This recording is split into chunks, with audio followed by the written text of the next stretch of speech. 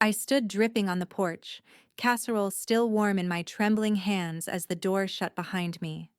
The rain slid down my face, but it couldn't wash away her words. You should have died instead. My daughter-in-law's voice rang louder than the storm. And my son? He just stared at the floor. After raising him alone, after burying his father, after paying for the roof over their heads, I wasn't family anymore. I was an inconvenience they wished had vanished. We're about to begin, but if you'd like, share where you're joining from. It reminds me this story doesn't echo into silence. It lands somewhere real. Drop it in the comments and don't forget to subscribe. The rain had been steady all afternoon, the kind that whispered against windows and made the whole world seem tired. Marilyn balanced a covered casserole dish in her hands as she climbed the short flight of steps to her son's front door. She could see the faint glow of the television through the blinds, Tyler's favorite sports channel probably, and the living room still cluttered with unopened mail. She rang the bell once, then twice. Brianna opened the door, arms crossed, eyes sharp as glass. "What's this?" Marilyn forced a gentle smile. "Dinner. Thought you could use a night off from cooking." Brianna's lips twitched into something between a smirk and a sneer. "We don't need your pity leftovers." The smell of baked chicken and rosemary drifted into the entryway, oddly at odds with the tension crackling between them. "Leftovers?" Marilyn said softly. "I made it this afternoon." She tried to keep her voice light. Easy. God knows she'd had enough shouting in her life. "There's no shame in needing help now and then, Brianna. We've all had rough months." Brianna laughed, short and sharp. "Rough months? You think you're better than us because you paid off a house 30 years ago? Because you don't have to worry about student loans or credit cards?" "Of course not," Marilyn said, steady but calm. "I'm just—" "Don't." Brianna's voice rose, brittle with fury. "You walk in here like some saint with your casseroles and your advice, and your little reminders about how you did everything right. You know what? Maybe if you'd kept your nose out of our lives, we wouldn't be behind on bills." Marilyn blinked, taken aback. "I didn't come to judge, sweetheart. I came because I heard—" "Sweetheart?" Brianna's eyes flashed. "Don't patronize me." She stepped closer, lowering her voice to a hiss. "You should have died instead of your husband. At least he wasn't up in our business." The words hit harder than a slap. For a moment, all sound drained from the room, the ticking clock, the TV murmuring in the background. Even the rain outside seemed to pause.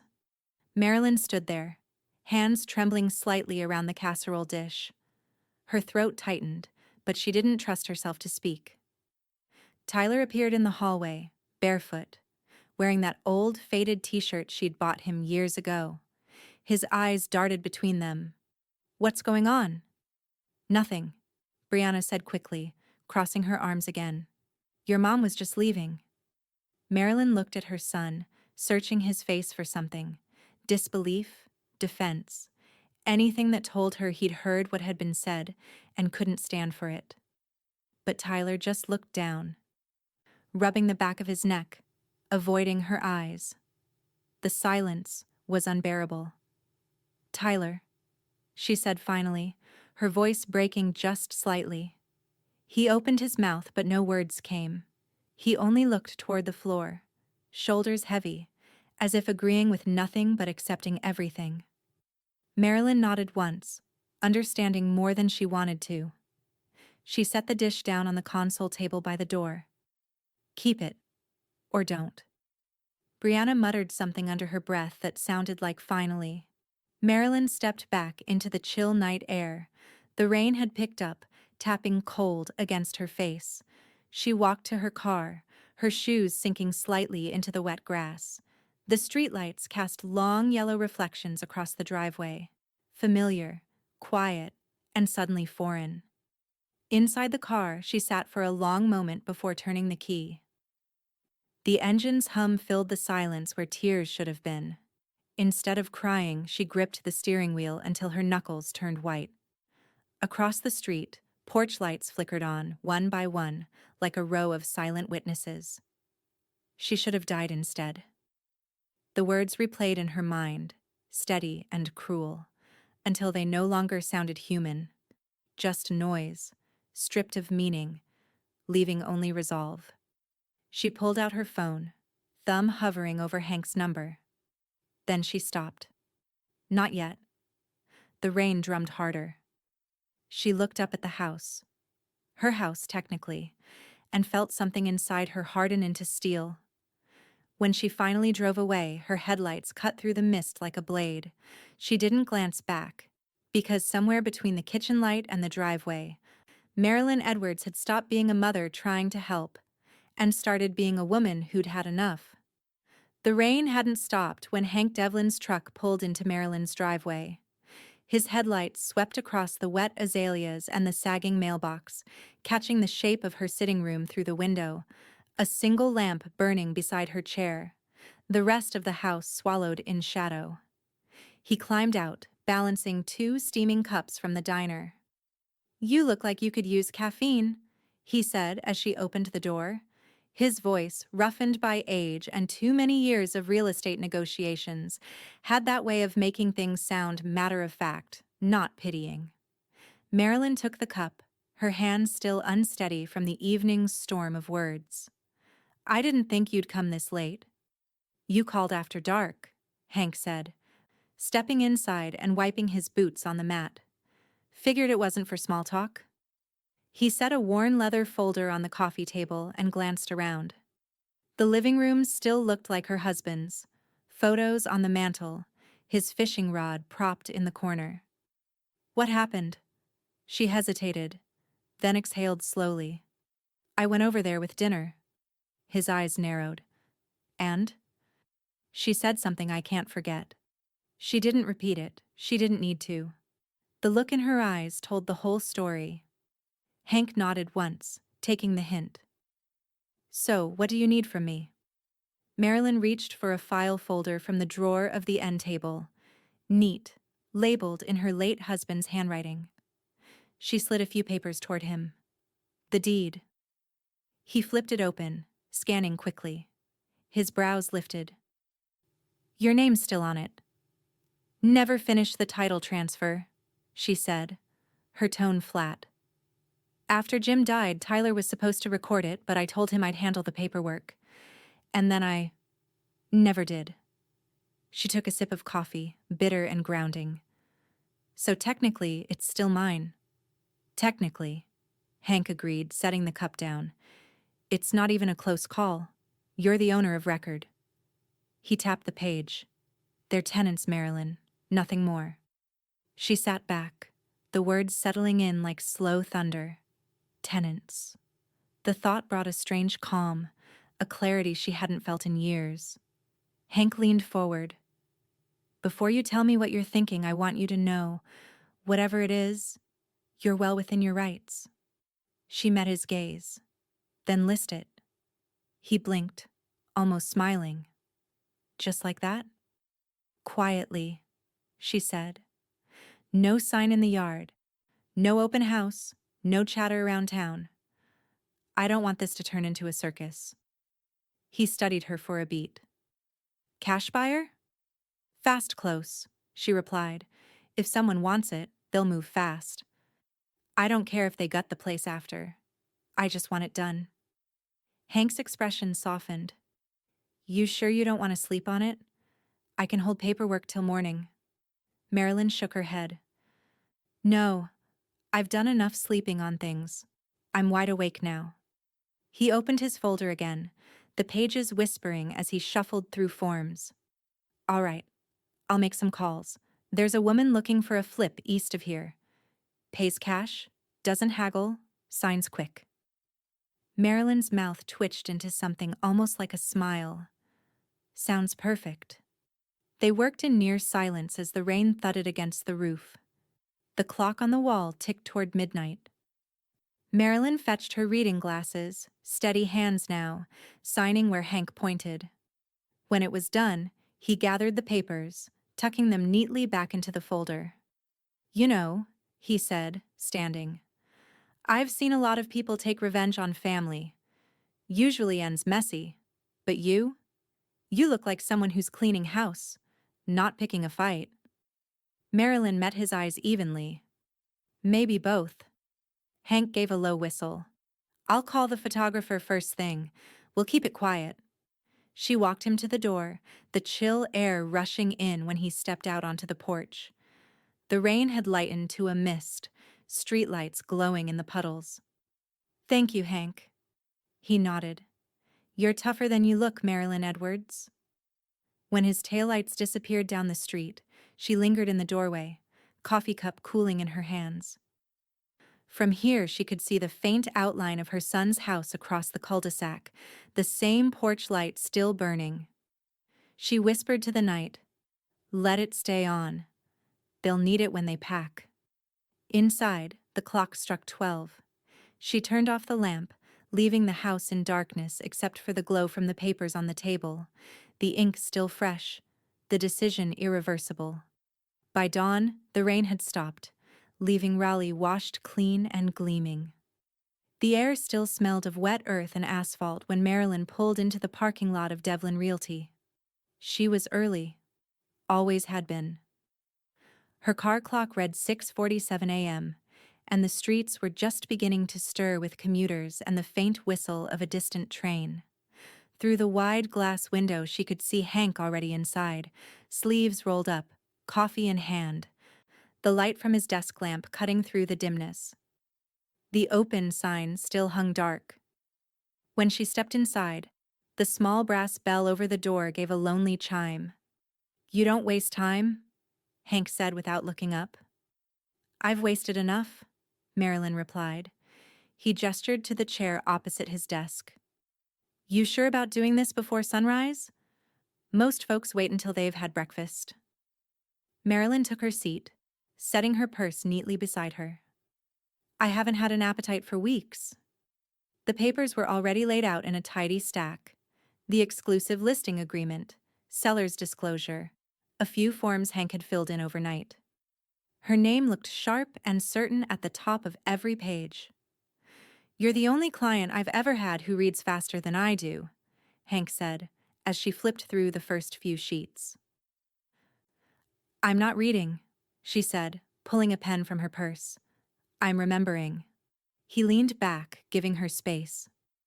Outside, a delivery truck rumbled past, its reflection streaking across the window. The office smelled faintly of old wood, printer ink, and coffee. When she picked up the pen, her hand didn't shake. "You sure you don't want to wait a week?" Hank asked quietly. "Give it a little air, see if things settle down?" Marilyn didn't look up. Her signature flowed smooth and deliberate. "No, I want them surprised, not prepared." He exhaled, long and low. "You know, I can't decide if that's cold or brilliant." "Doesn't matter," she said. "It's necessary." When the last signature dried, Hank slid the documents into an envelope, stamping the brokerage seal on top. "All right, photographer's coming this afternoon. She's quick and discreet. No neighbors will know until the sign's in the ground." Marilyn smiled faintly. "There won't be a sign." "Exactly," Hank said, tapping his temple. "You and I think alike." He walked her to the back office where the old safe sat under framed photos of houses he'd sold decades ago. She watched as he locked the paperwork inside, the click echoing in the quiet. "That's it then," he said. "The gears are turning." "Good," she murmured. "Let them." By midday, the house across the cul-de-sac looked almost peaceful, its pale siding glistening in the weak sun. The photographer, a young woman named Lila, worked fast, tripod in hand, camera snapping softly as she captured each angle. Marilyn stayed across the street, arms folded, pretending to check her mailbox while she watched. Each shutter click sounded like closure. Lila didn't ask questions. Hank had made sure of that.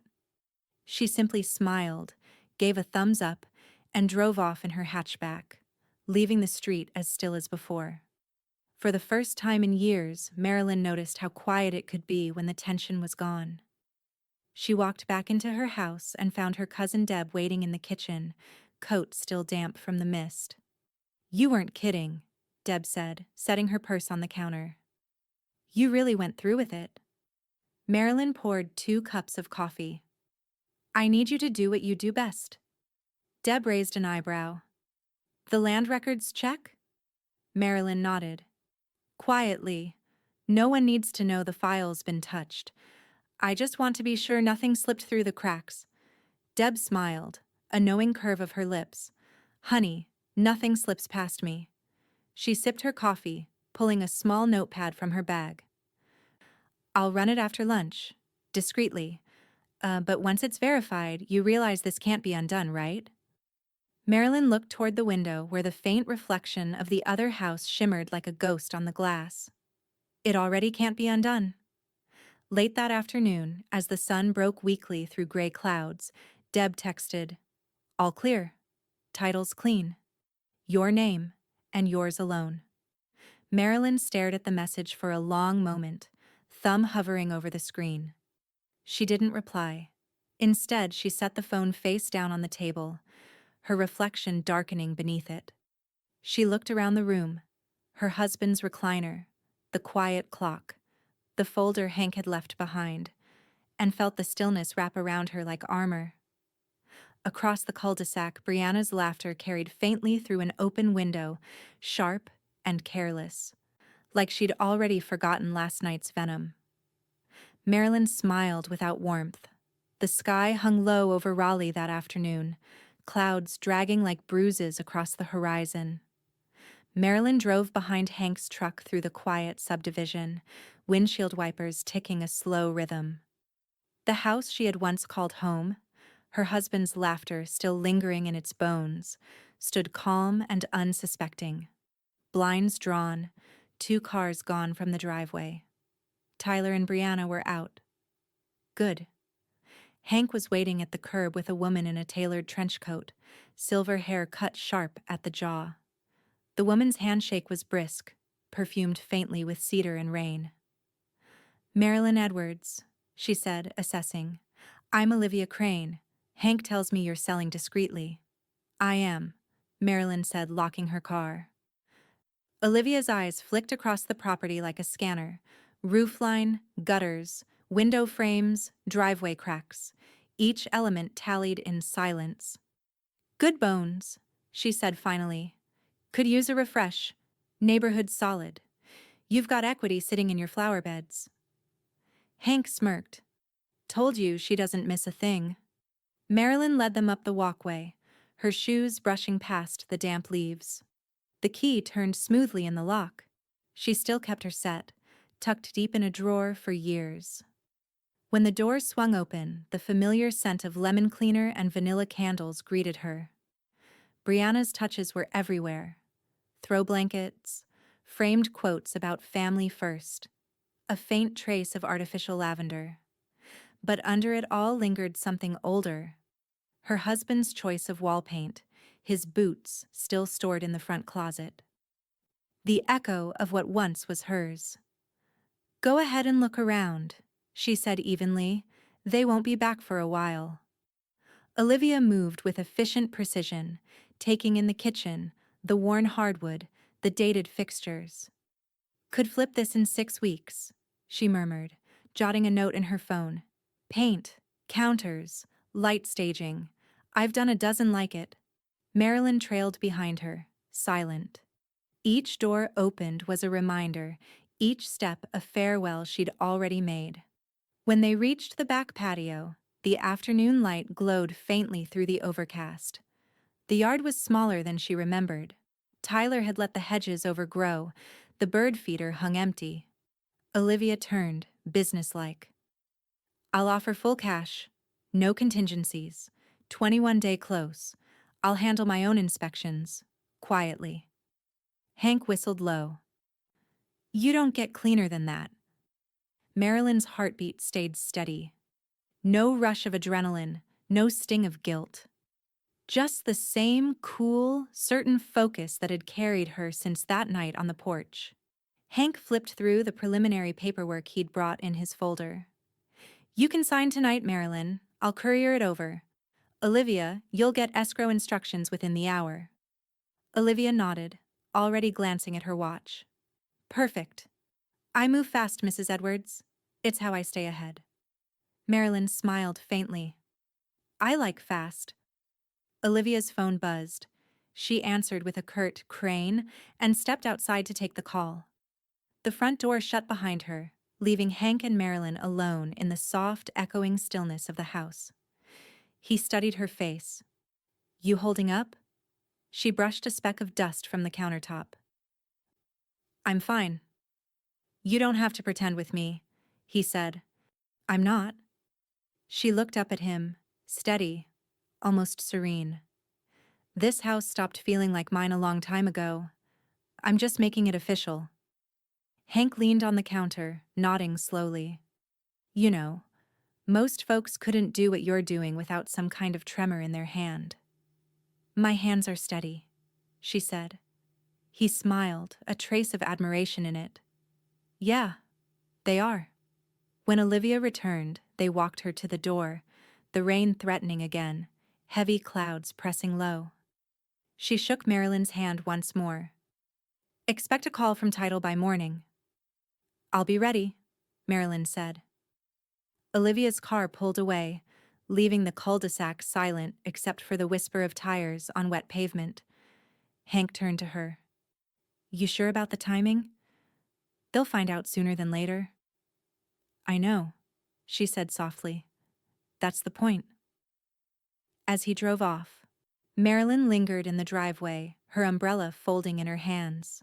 Across the street, her son's porch lights flicked on automatically, casting a faint gold over the front steps, the same lights that used to welcome her in for Sunday dinners. She stood there a long time, watching them glow against the darkening sky. Yes, she whispered finally. Sell it. The morning broke unnaturally bright, the kind of crisp golden Carolina sunlight that made every puddle shimmer like glass. Across the cul-de-sac, a soft clatter interrupted the quiet. Brianna had stepped onto her front porch, robe belted tight, coffee mug in hand. For a split second, her world still made sense, until she saw it. A single "For Sale" sign, staked neatly in the middle of her lawn. Her mug slipped from her hand and shattered on the steps. Dark coffee bleeding into the cracks like an oil stain. Tyler! She screamed, voice tearing through the peaceful neighborhood. Tyler! He came stumbling out a moment later, barefoot, confusion still written across his face. What's going on? She pointed, shaking. Do you see that? Tell me that's a mistake. Tyler blinked at the sign, then at her, then back again. The crisp white lettering gleamed in the morning light. Under contract, Devlin Realty. Under contract? He whispered. That can't be right. Brianna was already storming down the driveway, hair whipping around her face, robe dragging across the dew-damp grass. Her fury was pure motion, every step a tremor. She didn't bother to knock on Marilyn's door. She pounded, hard, over and over until the porch echoed with it.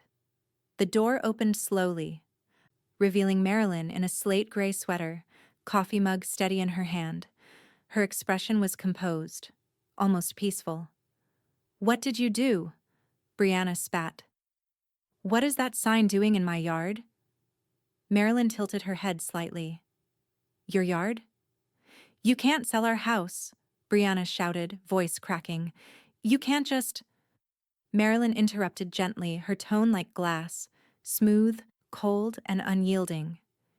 You live there. You don't own it. Brianna's jaw dropped. For a heartbeat, she didn't understand. Then the words landed. Excuse me? Marilyn stepped out onto her porch, her slippers brushing against the welcome mat. Your names were never on the deed. You pay no mortgage, no taxes, no insurance. Your tenants, Brianna. Nothing more. Brianna's face flushed crimson. That's a lie. Tyler appeared behind her, holding an envelope that had been taped to their front door. His hands trembled as he tore it open. The printed letterhead bore Hank Devlin's name. Clear, formal, official. He scanned the first lines. His throat worked as he tried to speak. It says, "Closing scheduled for the 21st. Buyer confirmed. Seller." He stopped.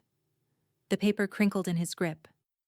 Brianna snatched it from him, eyes darting across the page. "This is insane. You can't just evict your own family."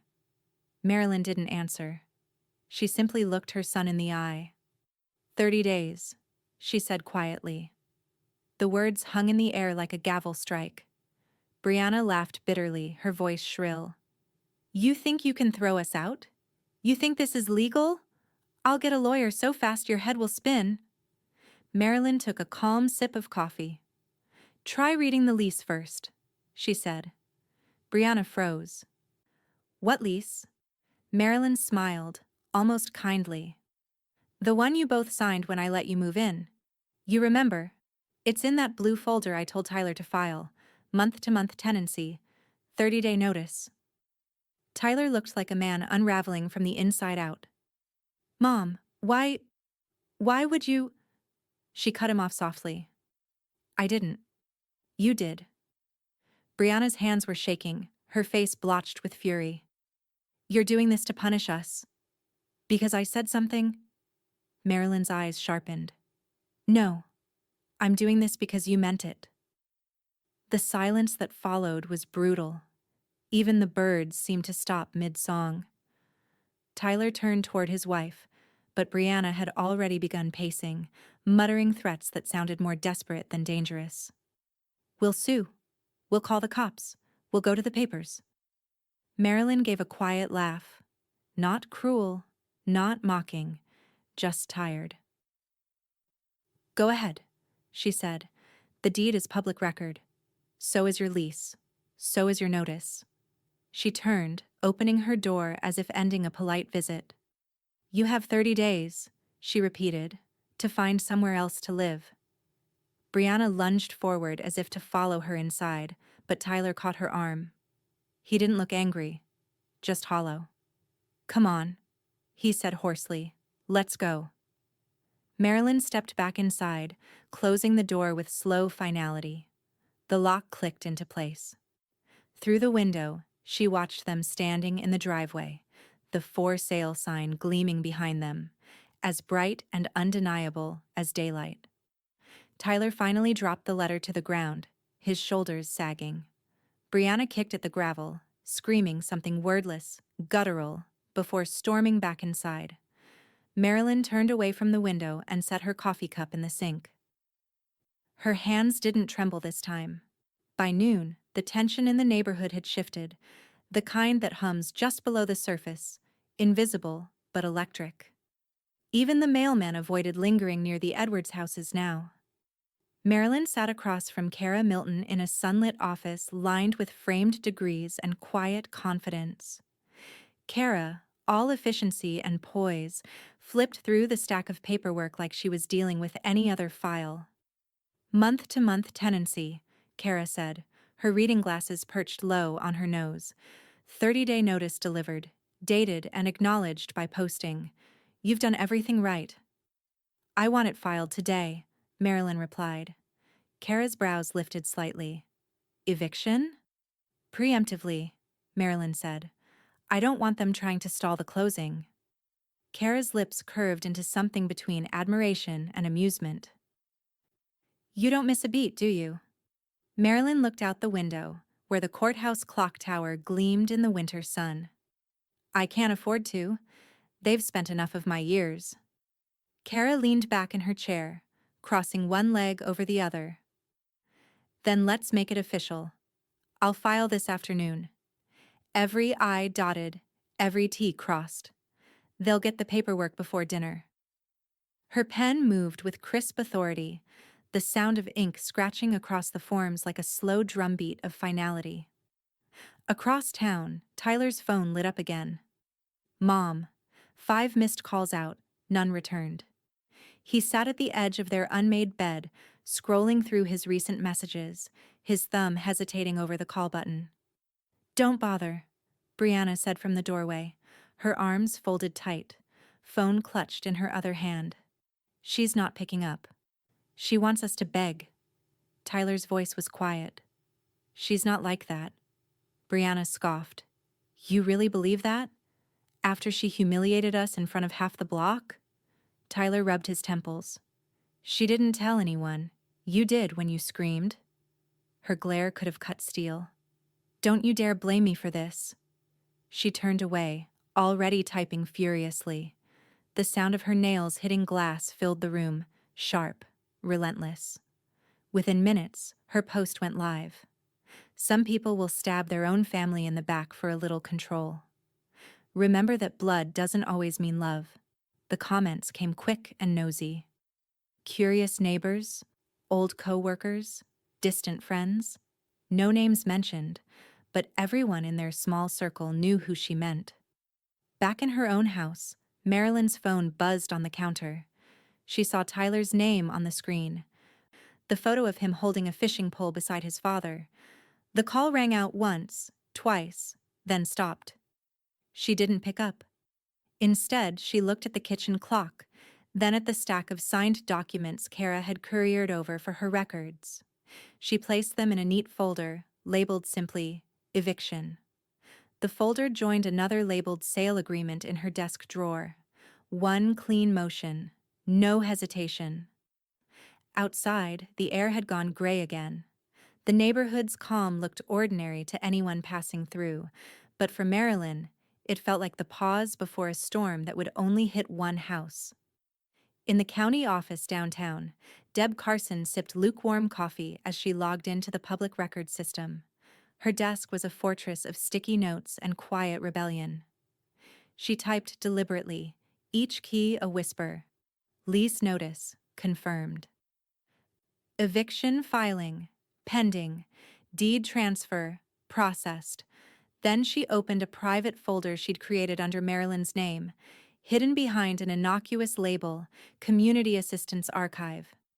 Inside it, she dropped screenshots of Brianna's online post, time-stamped and archived. Just in case. Deb leaned back, smiling faintly. They'll never see this one coming.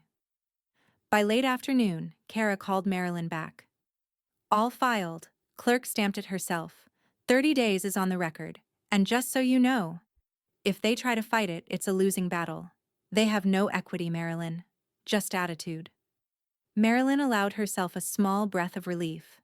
That's what I needed to hear. Kara hesitated. "You're sure you want to see this through? Once the sheriff's notice goes up, there's no going back." Marilyn's tone didn't waver. "That's exactly why I hired you." Kara smiled into the receiver. "Then I'll call you when the papers are served." Meanwhile, Hank stood in the drizzle outside the house that had caused all the rift. He'd already arranged for a team of contractors, paint, flooring, landscaping, all lined up for the day after closing. A clipboard hung from his hand as he took one last look at the property, imagining the fresh siding, new shutters, maybe even a brighter future stitched over the old pane. 21 days, he muttered to himself, the sound of rain pattering against his hat brim. And this place starts over. He glanced up toward Marilyn's house across the cul-de-sac. Through the window, he could see her lamp burning steady against the gray light. He smiled softly. "And so do you, kid." That evening, the wind picked up, bending the trees, scattering dead leaves across the pavement. Inside, Marilyn folded laundry at the kitchen table, the simple rhythm steadying her nerves. Outside, the first notices, stamped and sealed, were making their way through the postal system toward Tyler and Brianna's door.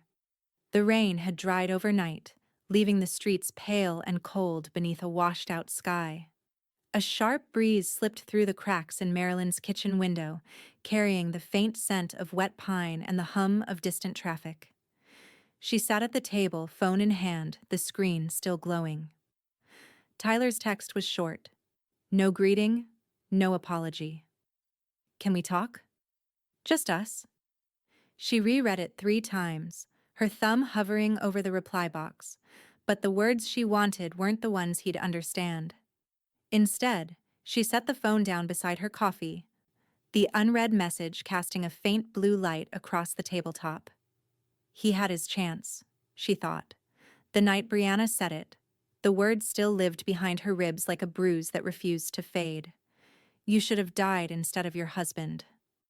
And Tyler, her only child, had stood there in silence. No outrage, no defense. No mother in the world ever forgot that kind of quiet. The grandfather clock ticked faintly from the living room, steady as her pulse. When the knock came, she almost ignored it. But the voice that followed, bright, familiar, unafraid, made her rise. Marilyn, you decent? I brought muffins. Susan Pritchard, her oldest friend from church, let herself in like always, bearing a paper bag that smelled faintly of cinnamon and gossip.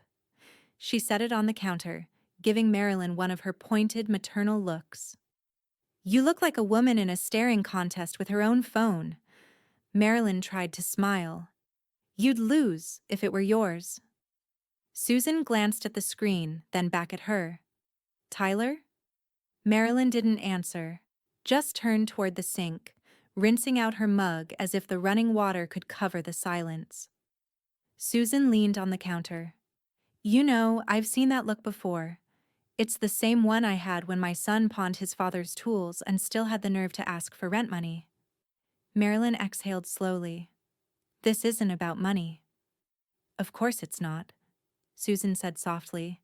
It's about peace and boundaries. And the fact that you've been bled dry by people who never once asked if you were okay.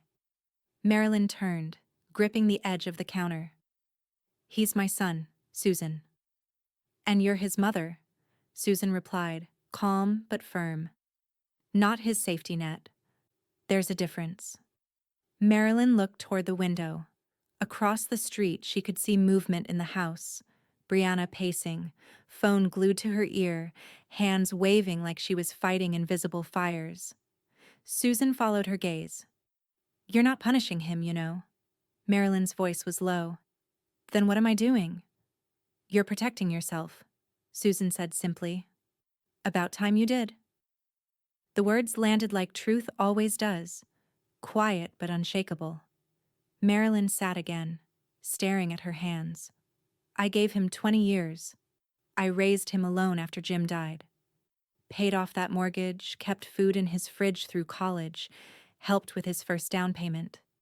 20 years. Susan tilted her head. And what did he give you back? Marilyn's eyes didn't waver. 20 seconds of silence. Neither woman spoke for a while. The sound of a car door slamming broke the stillness.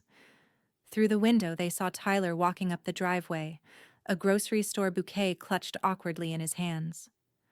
The flowers looked too bright, plastic-wrapped guilt dressed up as peace.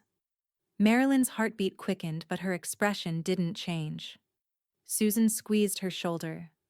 Your choice, hun. Just remember, you already said what needed saying. Tyler hesitated at the porch, staring at the door before knocking. Soft at first, then louder. Mom, can we please talk? Marilyn stood where she was, half shadowed by the window. She could see his reflection in the glass, the boy he once was, flickering beneath the man who'd forgotten how to speak up for her. He waited, knocked again. The flowers trembled in his hand, but the door stayed closed. After a long minute, he set the bouquet down gently on the welcome mat, glanced at the curtained window once more, and walked back to his car. The sound of the engine fading was the only goodbye he offered. Marilyn waited until the silence returned. Then she opened the door, looked down at the flowers, pale pink lilies wrapped in cheap cellophane, and picked them up. For a heartbeat, she almost brought them inside.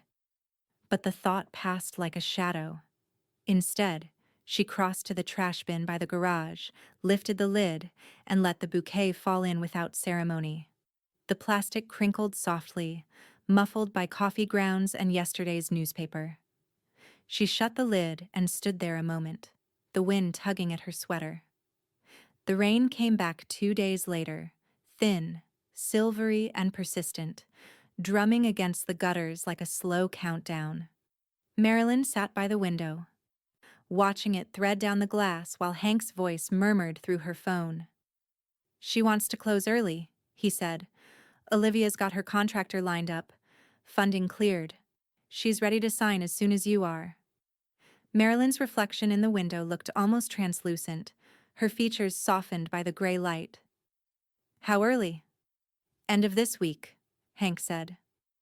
"She's offering to wire the full amount, no escrow holdback." Marilyn's lips parted, but she didn't hesitate. "Do it." There was a pause, then Hank's low whistle. Didn't even flinch. "I'm done flinching," she said. He chuckled softly. "I'll get Kara to prep the possession filing. We'll have it airtight before closing." "Good," she replied. "I don't want surprises." That same afternoon, Kara's office handled the paperwork with surgical precision. She called Marilyn once everything was in motion. "Sheriff's Department will serve notice tomorrow," Kara explained. "Once title transfers, we request physical possession immediately. By law, they'll have 72 hours to vacate. After that, the locks can be changed." Marilyn closed her eyes, letting the rain's rhythm steady her breathing. "Thank you, Kara. You're remarkably calm for someone dismantling her family dynamic," Kara said lightly. Marilyn smiled faintly. "It was dismantled a long time ago. I'm just signing the demolition order." The next morning, the sheriff's cruiser rolled quietly down the cul-de-sac. No siren, no spectacle, just the unmistakable flash of the county seal on the side door. The deputy, a tall woman with calm eyes, carried a manila envelope as she approached the house across the street. From her window, Marilyn watched as Brianna opened the door in her robe again, face tightening the second she saw the uniform. The deputy handed her the envelope, exchanged a few polite words, and walked back to the cruiser without pause. Brianna stood frozen for a beat, then ripped the packet open, her hands shaking.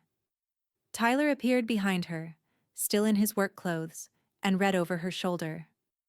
Even from across the street, Marilyn could see his shoulders sink, the resignation settling in. Brianna shouted something, indistinct but sharp, and slammed the door. The cruiser drove away, tires whispering against wet asphalt. Marilyn drew the curtain closed. By midday, 2 moving vans rolled up her driveway. The company name was familiar. It was the same crew that had moved her into this house years ago after Jim's funeral. A young man stepped out of the cab and tipped his cap. "Morning, Mrs. Edwards. Got 2 orders here. Yours and, one labeled for next door." "That's right," she said evenly. "Those are for them? Leave the boxes in the garage. I'll handle the labeling." The movers exchanged a look but didn't ask questions. Within an hour, a small sea of cardboard filled the concrete floor, each box flattened, folded, or waiting to be marked.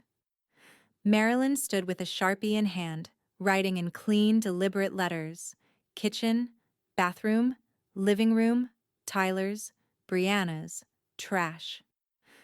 The pen squeaked across cardboard, each word a small act of control reclaimed. When the last box was marked, she stepped back to admire the order of it all. The tidy stacks, the symmetry, the finality. The house across the street remained quiet, blinds drawn, storm clouds gathering above. Hank's truck pulled up beside her driveway. He climbed out, his jacket damp from the mist, clipboard under his arm. "Olivia's wired the funds. Closing's official." Marilyn felt her breath hitch for just a second before it steadied again. "So that's it." "That's it," Hank said, nodding. "Property's legally hers. You're cleared. Title's clean. Kara's handling the sheriff handoff. By Monday, the place is hers to enter." Marilyn glanced across the street. "They won't be ready." "They never are," Hank said quietly. She smiled thinly. I know. That evening, she took a walk around the cul-de-sac, umbrella tilted against the drizzle. The neighborhood was still, the kind of calm that follows something irreversible. A single lamp glowed in Tyler's living room, shadows pacing behind the curtains. On the curb, one of her labeled boxes sat waiting. Bathroom, already slick with rain.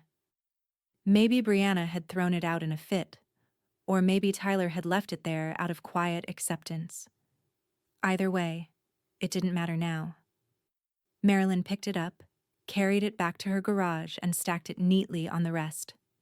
Her handwriting stared back at her in the low light, bold and permanent.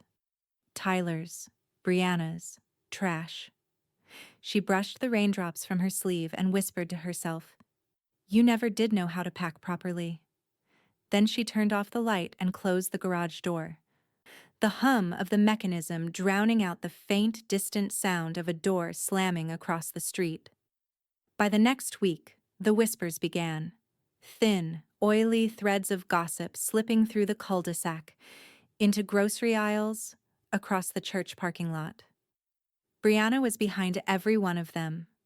At first it started as sympathy bait. Poor Tyler and Brianna, can you believe what his mother did? Then it twisted darker. Brianna's favorite angle. She's lost it, she told anyone who'd listen.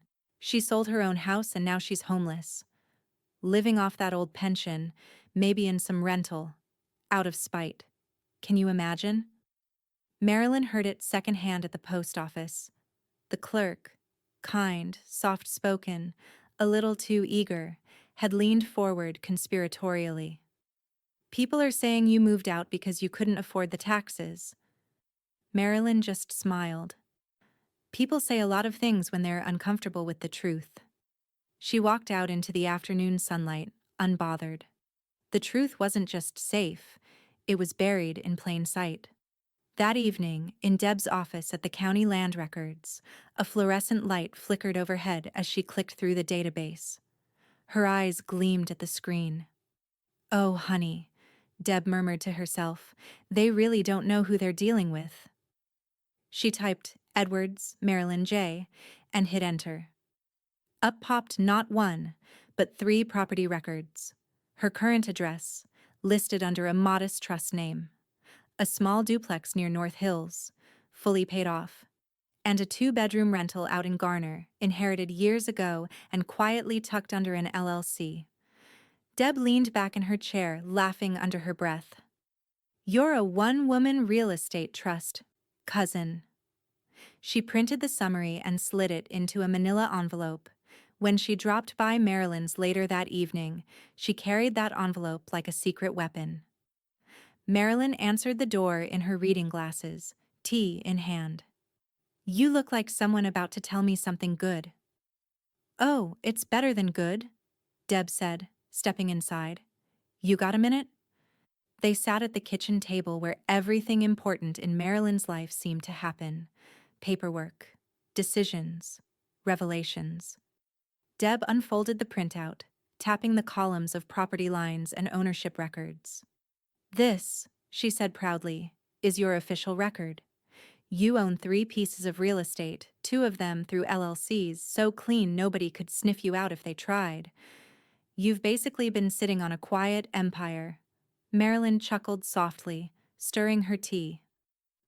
I wouldn't call it an empire, just insurance. Deb grinned. Against what? Marilyn took a long sip before answering. Against disappointment. The next morning, Kara stopped by with her usual coffee and competence. I hear Brianna's been working the rumor mill again, she said, settling into the chair opposite Marilyn. Oh, I'm sure she's rewriting scripture by now, Marilyn replied dryly. Kara smirked. Don't lose sleep over it. I checked the filings for your trust when we set up the sale. Everything's structured under the LLCs you formed after Jim passed. Airtight. They can't touch a dime. Even if they try? Especially if they try, Kara said. It's cleaner than most lawyer portfolios I've seen. Deb, who'd joined them for coffee, raised her mug in mock salute. To the woman who outplayed them all. Marilyn smiled. Faint but genuine. Then I've done something right. They sat for a moment in the easy quiet that only comes when storms begin to pass. Outside, the sky stretched pale and blue, and for the first time in weeks, the air felt lighter. Deb pulled out her phone. "Oh, you'll love this," she said, scrolling with a grin. "Guess what Brianna just posted?" Kara leaned over her shoulder. On the screen glared a new post, Brianna's voice in digital venom. "Some people lose their homes, others lose their souls. I'd rather be broke than bitter." Deb snorted. Bold words from someone who's about to lose both. Marilyn shook her head, almost pitying. Let her talk. It's all she has left. Later that afternoon, as the sun dipped low over the cul-de-sac, Marilyn walked out to her porch with her tea and watched the moving trucks return, this time to Tyler's driveway. From across the street, she could hear Brianna barking orders, her voice brittle with fury. Tyler lifted boxes silently, face drawn, eyes hollow. Marilyn didn't wave. She simply watched, calm as the evening air while the life they'd tried to build inside her home came undone one box at a time. The movers stacked everything on the curb, soggy, unmarked, half open. A family's worth of denial packed into cardboard. Marilyn looked down at her own steps, where the small brass plaque from Jim's workshop still hung beside the door. Edwards, built to last. A faint smile touched her lips. The sky was a brittle shade of gray the morning the deal closed. Too quiet, too clean. The kind of day that made endings feel surgical. Marilyn stood by the mailbox, coffee steaming in her hand, as Hank's silver truck rolled to a stop at the curb. Behind him, a white sedan idled, its driver, a uniformed locksmith, already stepping out with a toolkit slung over his shoulder. "Morning," Hank called, hopping out with a folder tucked under his arm. His voice carried the easy calm of a man who'd seen 100 closings, but his eyes studied her closely. "You sure you want to be here for this part?" Marilyn took another sip. "I was here for the start," she said evenly. "Might as well be here for the finish." Hank nodded once, understanding. "Investors on her way. She just signed at the title office." The locksmith waited near the porch, glancing between them for direction. Hank gave him a nod. "You can start with the back door." Front after. Marilyn followed as they crossed the street. The house looked smaller than she remembered, stripped of warmth and pretense. The curtains hung half off their rods. The garden had gone wild. A single cardboard box sat on the porch, warped from last night's rain. Someone had scrawled "Misk" in a rushed hand. "Everything they didn't want," Hank muttered. Marilyn didn't respond. She stepped inside as the locksmith's drill whirred to life, echoing through the hollow rooms. The air smelled faintly of bleach and dust, an empty stage after the curtain had fallen. She trailed her fingers along the banister, once polished by her husband's hands. The wood was cool now, indifferent. From the driveway came the crunch of tires over gravel, fast, angry. Brianna's SUV. The car swerved into the driveway, brakes screeching. The door flew open, and Brianna came out like a storm, hair wild, voice slicing through the air. "What the hell is going on?" Hank stepped out onto the porch, clipboard still in hand. "Ma'am, this property's closed. You've been notified." "Notified?" she barked. "You can't lock us out of our own house." Marilyn appeared in the doorway behind him, calm as still water. "It's not your house," she said quietly. Brianna spun, eyes blazing. "You think this is over? You think you can just erase us?" "I don't have to erase you," Marilyn said. "You're doing that yourselves." Before Brianna could reply, a second vehicle turned onto the street, a county sheriff's SUV. The sight of it seemed to steal the sound from the air.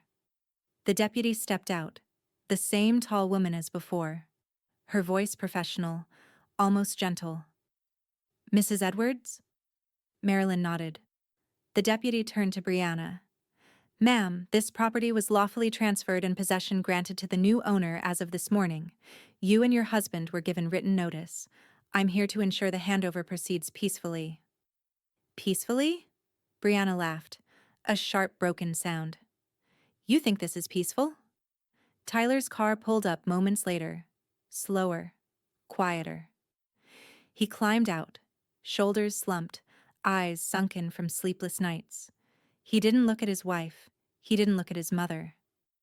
He just stood there on the sidewalk, hands buried in his pockets, as if wishing the pavement would swallow him whole.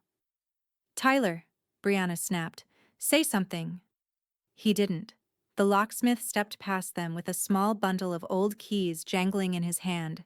He dropped them into Hank's palm, the sound crisp, final. "All set," he said. "Every lock replaced. No duplicates." "Good work," Hank replied, handing him an envelope. Brianna lunged forward, but the deputy stepped smoothly into her path. "That's enough, ma'am," she said firmly. Marilyn turned, meeting her son's eyes for the first time. For a moment she saw flashes of the boy he'd been, the one who used to run barefoot through the yard, who'd built birdhouses with his father. That boy was long gone. Tyler's lips parted like he wanted to say something. "Maybe I'm sorry. Maybe I didn't mean it." But whatever it was, he swallowed it instead. Marilyn looked away before the silence could turn cruel. "Let's go, Hank," she said. They started back across the street as the locksmith loaded his tools, the deputy waiting by her cruiser. Behind them, Brianna's voice rose again, shrill, furious, cracking under its own weight. "You think this makes you the good guy?" she screamed. "You're just a bitter old woman who couldn't stand losing control." Marilyn didn't turn around. "Then consider it finally lost," she said under her breath. Hank opened her car door for her. "You handled that better than most." Marilyn smiled faintly. "I'm not most." As they pulled away, the reflection in the rearview mirror showed the deputy taping an official notice to the front door. Property transferred. Possession complete. The wind caught the paper and made it flutter, a small flag of quiet victory. Marilyn didn't look back. But Hank glanced at her, his tone cautious. "You sure you don't want to say something to him? Last chance." She kept her eyes on the road ahead. "I already did." By the time the movers finished, the house was nearly empty, its bones laid bare under the slanted afternoon light. The air smelled faintly of lemon oil and dust, of endings and beginnings sharing the same breath. Marilyn stood in the doorway, arms folded, taking one last slow look. Every room echoed now. The photographs were gone, the rugs rolled, the furniture reduced to outlines in the carpet where legs had stood for years. Only the kitchen held a trace of her. She stepped to the counter, set down a folded sheet of paper, and smoothed it with her palm. Her handwriting was neat, deliberate, the same hand that had signed the deed, the eviction, the closing papers. "Next time, use your words wisely." She left the note there under the small ceramic salt shaker Jim had made in a pottery class decades ago. It would stay, she decided, as a marker, one final truth carved in ink instead of stone. Outside, a box truck idled in the driveway. A young volunteer from the women's shelter waited beside it, clipboard in hand. "You sure about donating all this?" he asked gently. Marilyn nodded. "I'm sure. Someone else needs a new start more than I need old memories." They loaded the furniture piece by piece, the dining table where arguments once masqueraded as family dinners, the couch where silence had stretched between her and Tyler for years, even the antique dresser she'd once promised to leave him. As the truck door rolled down with a hollow clang, she felt something inside her loosen. The house was lighter now, stripped of ghosts. Hank's truck pulled up just as the volunteers left. He leaned out the window, a familiar smile cutting through the gray air. You ready for a field trip? She climbed in beside him, her seatbelt snapping into place with finality. Where to? He grinned. Thought you'd want to see the transformation. They drove through the late afternoon quiet, tires hissing over damp pavement. When they turned onto the old street, Marilyn's breath caught. The house, her house, was almost unrecognizable. The siding gleamed bright white. New shutters framed the windows in deep navy blue. The overgrown hedges were gone, replaced by neat rows of hydrangeas. Even the porch steps had been redone, the wood pale and perfect, the old creak gone. Olivia Crane stood out front with a clipboard talking briskly to a contractor. The sound of hammers and sanders filled the air. Marilyn stared, expression unreadable. She's fast. Told you she doesn't mess around, Hank said. She's already got a buyer lined up. Young couple from Chapel Hill. Moving in next month. Marilyn's reflection shimmered faintly in the passenger window. Good. Let it be a happy house again. For a long moment, neither of them spoke. The wind carried the smell of sawdust and paint. The scent of renewal, of erasure. Hank finally turned toward her. You okay? Marilyn's lips curved slightly. Better than okay. I'm free. He nodded, the kind of nod shared between old friends who understood too much to say it aloud. Then that's worth more than any closing check. That night, back home, the world felt quiet again. The storm clouds that had hovered for weeks finally drifted off the horizon, leaving the sky clean and cold. Marilyn sat at her kitchen table, a cup of tea cooling beside her, when her phone buzzed. A text. Tyler. I didn't know what to say. She stared at the screen for a long moment, thumb hovering over the keyboard. In another lifetime, she might have softened, might have typed, I forgive you, or you still have time to change. But that lifetime was gone. She typed slowly, each word a stone dropped into still water. Marilyn, you still don't. She hit send, watched the message deliver, and waited for the familiar pang to come. It didn't. Instead, she opened her contacts, scrolled to his name, and pressed delete. The screen went blank, clean, quiet. For a moment, she just stared at it, the empty space where his name had been. Then she smiled, soft but steady, and turned her phone face down on the table. Outside, the night hummed softly, and in the distance she could see the faint outline of the renovated house glowing beneath new porch lights. It no longer belonged to her, or to them, and that, she thought, was the point. The first call came just after sunrise. Marilyn didn't need to check the caller ID. The vibration of the phone alone carried Brianna's brand of persistence, sharp, erratic, impossible to ignore. She let it buzz until it stopped, then flipped the phone over and watched the screen fade to black. 10 minutes later, it rang again. A different number this time, but the same energy. The kind of shrill desperation that refuses to believe the world can move on without it. By the fifth call, she pressed block without hesitation. Then she blocked the next number, and the next, until silence finally returned to her kitchen, soft and blessed. The kettle whistled on the stove. She poured herself tea, steady as ritual, and carried it to the window. Outside, the cul-de-sac was quiet again, her kind of quiet. A single newspaper sat on her walkway, glinting in the weak morning light.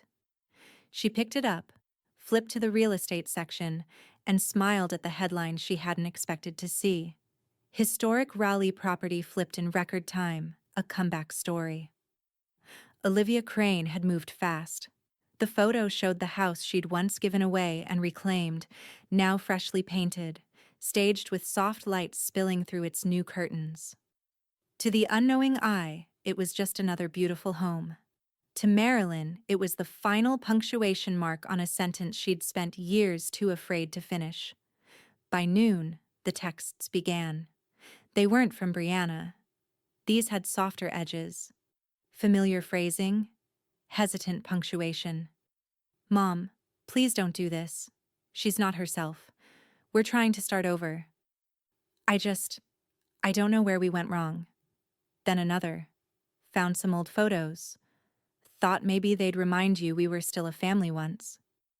A day later, an envelope arrived. No return address, but the handwriting was Tyler's. Inside, a small stack of glossy photos. Christmas mornings, beach trips, birthdays that looked happier than they really were. At the bottom of the stack was one she didn't remember him taking. Jim sitting at the dinner table, mid-laugh, and Marilyn leaning toward him, candlelight softening her face. It must have been one of the last nights before his illness. Her throat tightened, but the ache passed as quickly as it came. The past wasn't the problem. It was the way Tyler kept trying to drag it into the present, as though nostalgia could rewrite consequences. She slipped the photos back into the envelope, sealed it, and wrote a single address in her careful cursive: Tyler Edwards. No note, no explanation.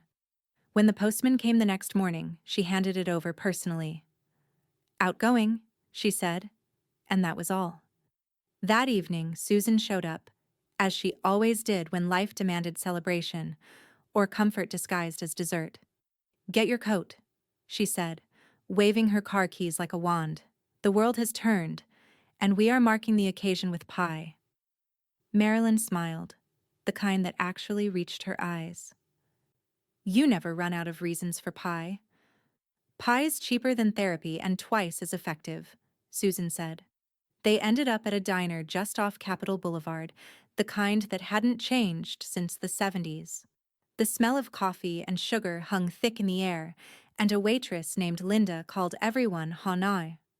Marilyn took a bite of her coconut cream slice and sighed. "You know, for the first time in months, this actually tastes like something." Susan pointed her fork at her. "That's because it's freedom-flavored." Marilyn laughed quietly. Susan leaned closer. "You did what you had to do, Marilyn. Don't twist yourself into knots about it. You don't owe people your peace." The words landed softly but stuck deep. Marilyn nodded. "No, I suppose I don't." For the first time in years, she didn't feel guilty agreeing. Later that night, she sat at her desk beneath the pool of her reading lamp. The light made the edges of the legal pad glow pale gold. Her pen moved steadily across the page. Revised will, October 3rd. The strokes were neat and firm. Under beneficiary, she bypassed Tyler's name entirely, replacing it with a single line: "Donated to Women's Transitional Housing Fund." Her lawyer, Kara, would draft the official version in the morning, but Marilyn wanted to see the words in her own handwriting first. When she finished, she read them aloud, her voice barely above a whisper. "Let what's left do some good." She closed the folder, sealed it with a paperclip, and placed it neatly atop her desk. Outside, wind brushed the windowpane. Somewhere in the distance, a new family was moving furniture into her old house, laughing, shouting, living. The sound didn't hurt anymore.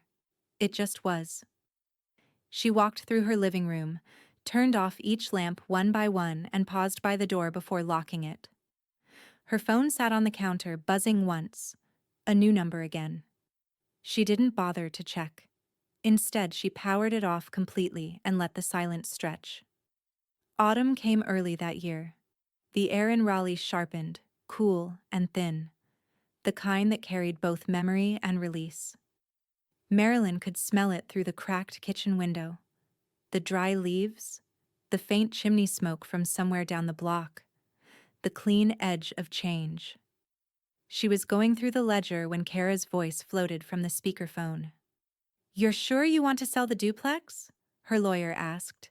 "You could keep it, live off the rental income comfortably." Marilyn drew a slow line under a figure on the page. "I've lived comfortably long enough. I'm not keeping anything I don't need." There was a short pause, then Kara's low, knowing laugh. "You've made up your mind, haven't you?" "Completely." "All right," Kara said, Businesslike again. We'll list it quietly, same as before. Market strong. You'll get full value in under a week.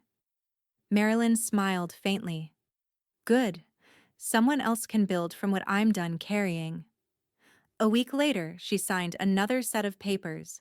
Clean, precise, final. The buyer was a young teacher from the city, barely 30, her hands trembling as she passed the check across the table. "You have no idea what this means to me," the woman said. Marilyn met her eyes and smiled. "Maybe I do." When the ink dried, Marilyn walked out of the building lighter than she'd walked in. The money sat in her account for less than 24 hours. By the next morning, it was gone, transferred directly to the Wake County GED outreach program for single mothers. Kara called later that day, tone a mixture of disbelief and admiration. "You donated all of it? Every dime?" "Every dime," Marilyn said. "You realize that's substantial?" "Good," Marilyn said. "Then it'll do some good." 2 weeks later, an invitation arrived on heavy cream paper. "The Wake County Education Initiative cordially thanks Mrs. Marilyn Edwards for her extraordinary contribution." At the bottom, handwritten in neat blue ink, "Dinner in your honor, Saturday, 6 p.m." Marilyn almost declined. Public attention wasn't her style, but Susan, of course, insisted. "You're going," her friend said, slapping the envelope on the table. "You've spent months playing chess with ghosts. Time to let the living clap for you a little." Marilyn rolled her eyes but didn't argue. The banquet hall downtown shimmered with soft lights and the smell of roasted chicken and coffee. Folding chairs filled with teachers, volunteers, and women in pressed thrift store dresses. Some held children in their laps, others held certificates in trembling hands. When the program director introduced her, the applause was kind, not the polite sort, but the real kind that came from gratitude. Marilyn stepped to the small podium, her silver hair catching the light. She didn't have notes. She didn't need them. "I'm not much of a speaker," she began, her voice even. "But I've spent a lifetime learning that a home isn't something you own. It's something you build in people." The room quieted, still as breath. "When I lost mine, I thought that meant starting over meant having less. Turns out it just meant having enough to give someone else a start. That's all any of us ever need." When she sat down, the applause came again. Soft at first, then rising until it filled the room. Susan dabbed her eyes with a napkin. "You made half the room cry, you show-off." Marilyn chuckled. "Well, it's about time someone did it for a good reason." By the next morning, photos from the dinner had made their way online. A local newspaper had posted one to its community page. "A home can be rebuilt, but character can't be bought."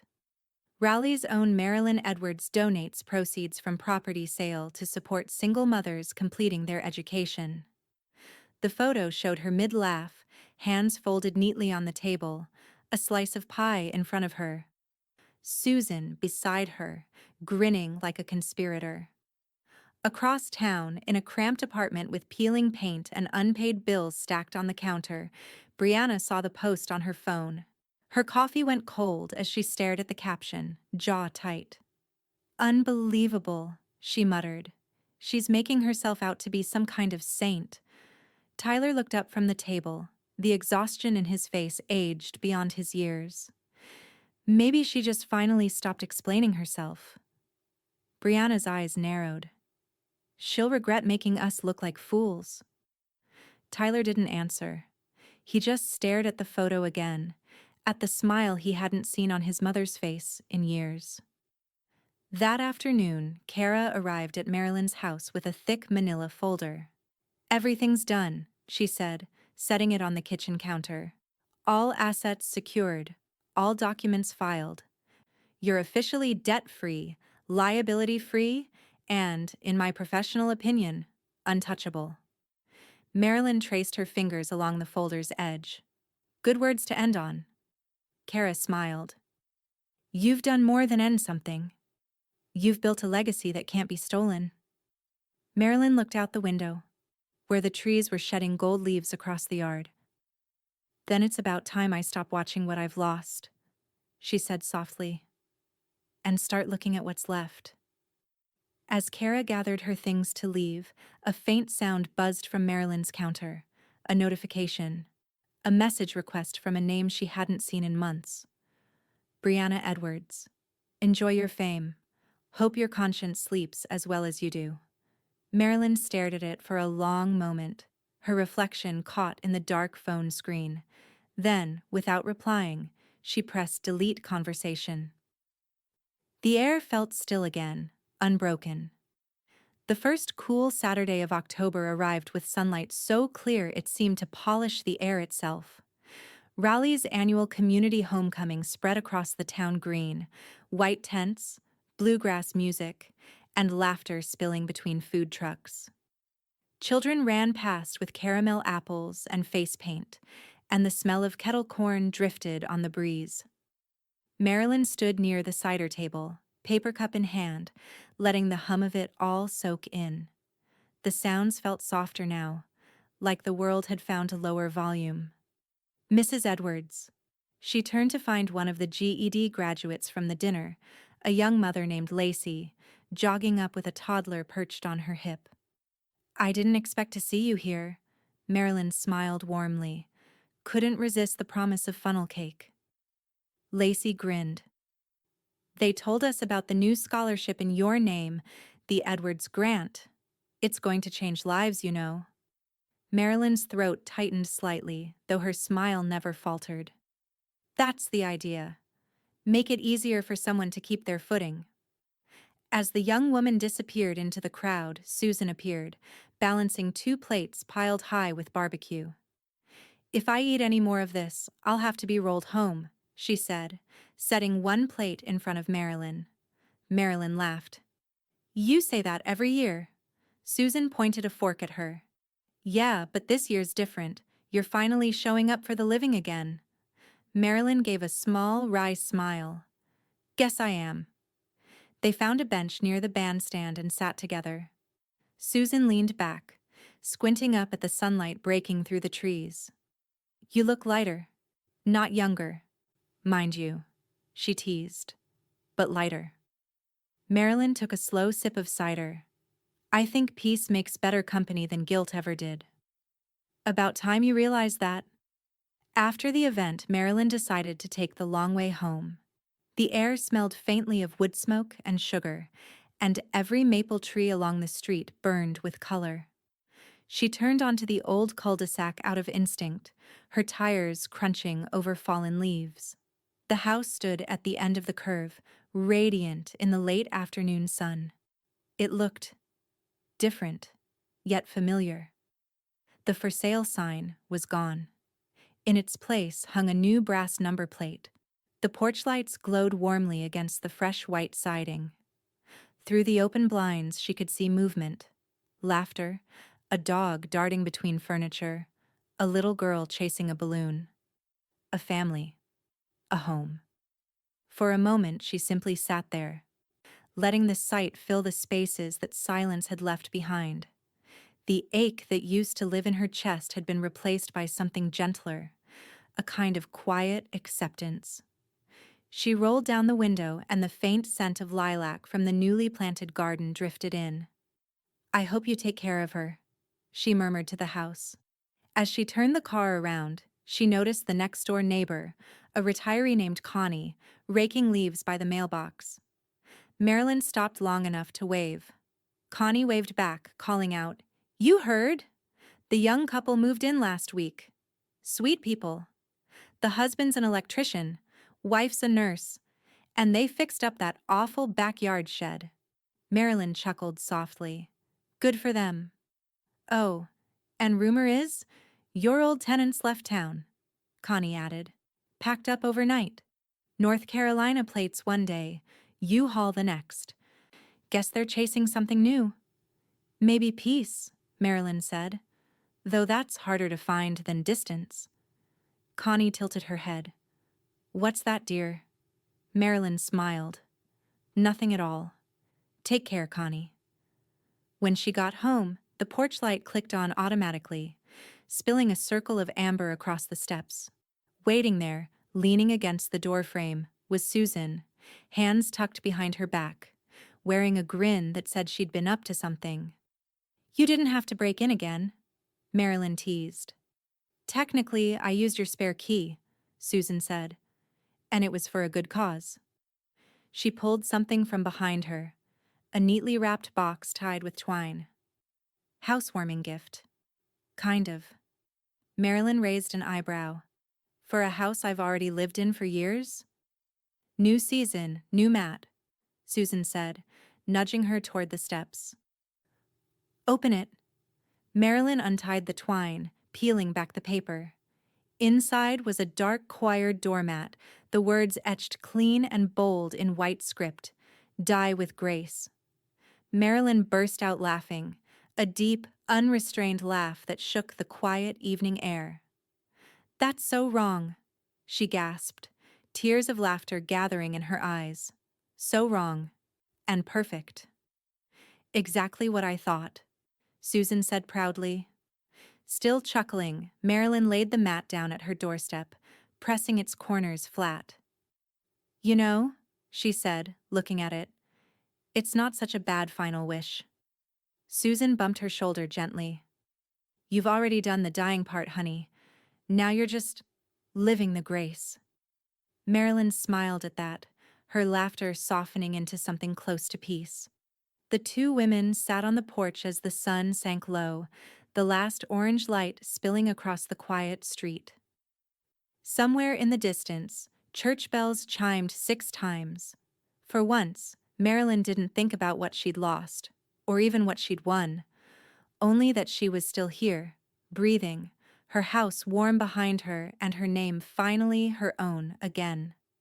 The days grew shorter, but Marilyn didn't mind. For the first time in years, the rhythm of her life matched the quiet she'd been craving. Mornings started with sunlight slanting through lace curtains and the smell of fresh coffee instead of tension. The house had stopped echoing with the ghosts of what had been. Now it hummed softly, peacefully, with the sound of being lived in by someone who'd earned her calm. On Tuesdays, she drove to the downtown Women's Center, a repurposed brick library that smelled faintly of chalk and lavender cleaner. The first time she walked through its doors, she wasn't sure what she had left to give, until she saw them. Women, all ages, some with tired eyes and bruised confidence, some clutching notebooks like armor. Mrs. Edwards, the director said, introducing her. This is our new financial wellness volunteer. Marilyn smiled, setting her bag down. Call me Marilyn, and let's start with the truth. You don't have to have much to learn how to keep it. The class wasn't fancy. Paper ledgers, secondhand calculators, coffee that always tasted faintly burned. But she saw something change in the women who came week after week. They began to sit taller, to ask sharper questions, to laugh, even when the numbers didn't quite balance. One afternoon, a young mother lingered after class. You make it sound so simple, she said shyly, like starting over doesn't have to hurt. Marilyn smiled. It still hurts. You just learn to live through it instead of under it.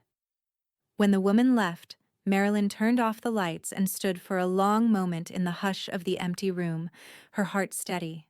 The pain she'd carried for so long wasn't gone, but it had been repurposed, rebuilt into something useful. Fridays were for flowers. Hank had decided that was his contribution to her new routine.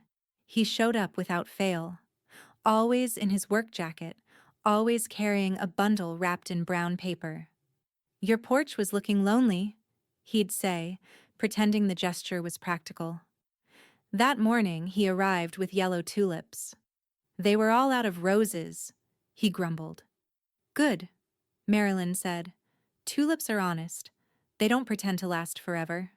He smiled at that, setting the bouquet in a vase on her table. You ever going to let me take you somewhere that doesn't smell like office paper or coffee? She arched a brow. You mean a date? Call it a community outing, he said, half grinning. I'll even buy the pie. Marilyn chuckled. Tempting. But I'm pretty happy where I am. Hank looked around her bright, uncluttered kitchen, the kind of room that felt lived in but never crowded. Can't argue with that, he said. Still, I'll keep bringing the flowers, just in case the porch gets lonely again. Sundays belonged to Susan. She always came bearing donuts from the corner bakery and a week's worth of gossip that no one needed but everyone secretly enjoyed. Did you see the mayor's haircut? She said, settling into the armchair. Looks like a lawnmower attack. Marilyn laughed, pouring coffee into mismatched mugs. You really should run for office. You'd win on blunt honesty alone. I'd win on fear alone, Susan shot back. Besides, someone has to keep you entertained now that your life's officially scandal-free. Marilyn smiled, passing her a mug. Careful, you're starting to sound bored without my chaos. Susan grinned. Don't you dare get peaceful on me now, Edwards. But she already had. That evening, when the house was quiet again, Marilyn stood in her doorway. The porch smelled faintly of tulips and rain. Her new doormat, Susan's Die with Grace masterpiece, gleamed softly under the porch light. She looked around at her home, the framed photos of her GED students laughing at their certificates, the vase of fresh flowers from Hank, the scatter of crumbs Susan always left behind. The air was warm, soft, and still. No tension. No waiting for the next blow. She walked to the window and drew the curtain back. Across the street, the new family's porch glowed in the dusk. A little girl was writing with chalk on the sidewalk, her laughter floating faintly on the breeze. Marilyn smiled, a small, private smile that didn't belong to anyone else. She whispered, half to herself, half to the memory of a woman who once stood in a storm clutching a casserole dish and a breaking heart. She wished I died. Her reflection in the glass, steady, calm, alive, smiled back at her. So I sold the house, she said softly, and lived instead.